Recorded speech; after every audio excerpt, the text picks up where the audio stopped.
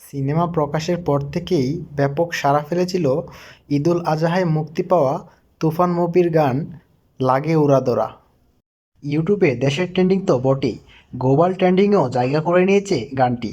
এবার প্রীতম হাসান ও দেবশ্রী অন্তনার গাওয়া এই গানটি বড় এক মাইলফলক স্পর্শ করেছে। সেই সঙ্গে সুপারস্টার শাকিব খান করেছে হ্যাটট্রিক। তার সিনেমার ৩টি গান পরপর করেছে ১০০ মিলিয়ন ভিউ।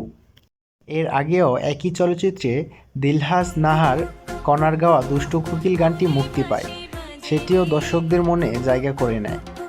দুষ্টু কোকিল গানটি ১০,০০০ কোটি ভিউ পার করেছিলেন। তবে সাকিব অভিনীত সিনেমার গানের মধ্যে সবচেয়ে বেশি সাড়া ফেলেছে তার দিল দিল গানটি। ২০১৬ সালে মুক্তি পাওয়া এই গানটি বর্তমান ভিউ ১২১ মিলিয়ন, অর্থাৎ ১০,২১,০০,০০০। এতে সাকিবের সঙ্গে জুটি বেঁধেছিলেন শবনম বুবলী। তুফান সিনেমার গান দুটি নিয়ে সাকিব খানের এই পর্যন্ত তিনটি গান ১০,০০০ কোটি প্লাস ভিউ এসেছে। তাই এক কথায় বলা যায় সাকিব খানের হ্যাটট্রিক।